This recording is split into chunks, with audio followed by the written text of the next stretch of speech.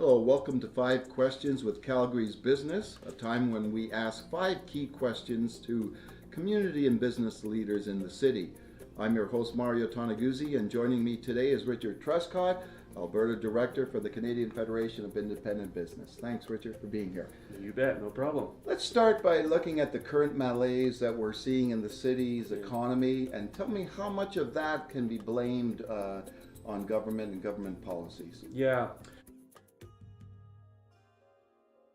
It's a really great question, and I would argue that, of course, the economy's been in pretty tough shape for a few years now, and that a lot of that depends on resource prices. Calgary and the province still depend on the underlying price of oil and gas to fuel the economy, and that really does dictate a lot of the ups and downs. But, I got to say, governments seem to be going out of their way to make a bad situation even worse with some very aggressive government policy. Of course, we've seen the property taxes going up in the big cities. The province has waded in with the march to the $15 minimum wage, changing employment rules. There's been the workers' compensation system is getting a lot more complicated and expensive. The carbon tax, the list goes on, and it's been a lot for small businesses to take. In a down economy, pile on a bunch of aggressive government policy that have a big impact on those small businesses. And yeah, it's been a very difficult go. I think governments need to focus on supporting entrepreneurs and not, keeping them down with some of these, I would say, even anti-business type policies.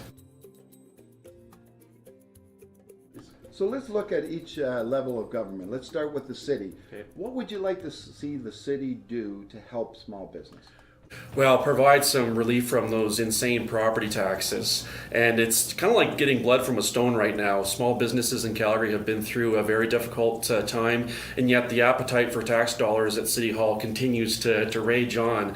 And we think that there needs to be a break given to small business owners, especially because we've seen the decline in values in the downtown core, and that's put a big revenue hole in the pie for the city government. They need to look at ways of mitigating the impact, which would otherwise be a huge set of tax increases for the businesses outside the downtown core. So the city's going to have to look at capping those increases. They're going to have to dip into their emergency reserve funds and really find new strategies to deliver tax relief to small businesses at a time when they're struggling to pay the bills, including those big property tax bills.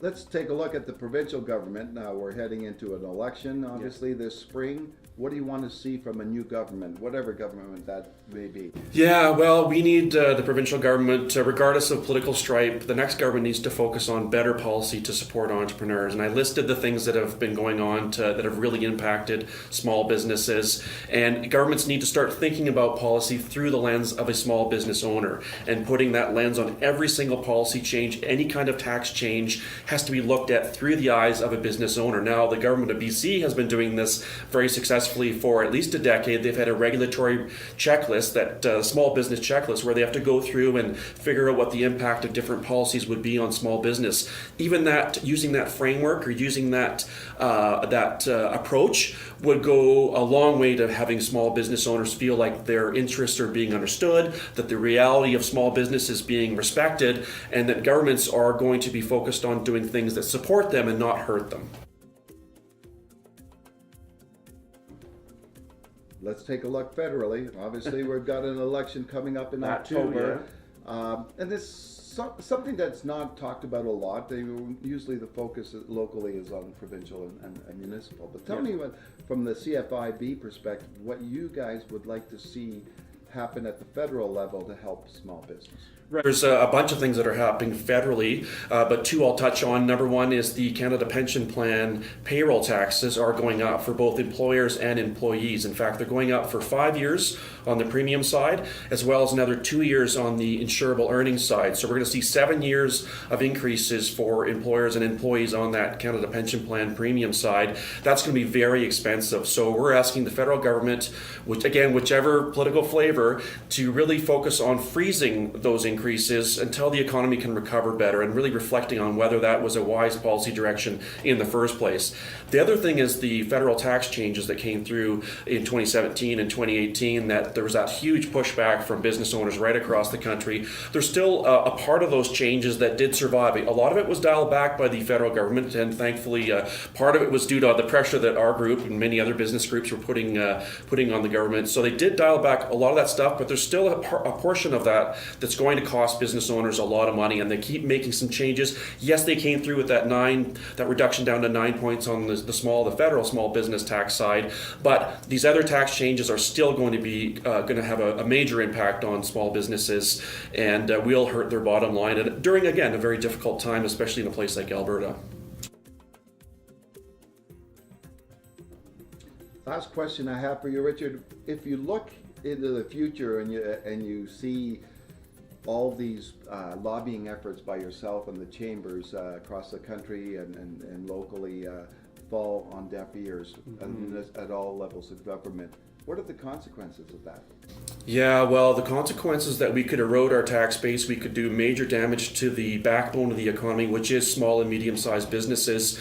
And of course, that won't just hurt our economy, that will hurt our communities, our local businesses that really are the heart and soul of those local communities. So we definitely pursue some of these anti-small business policies at our peril. And if we apply too much load too much onto the backs of business owners across the country, at some point we will do some serious damage. They will reach a tipping point, and from which we will not be able to come back.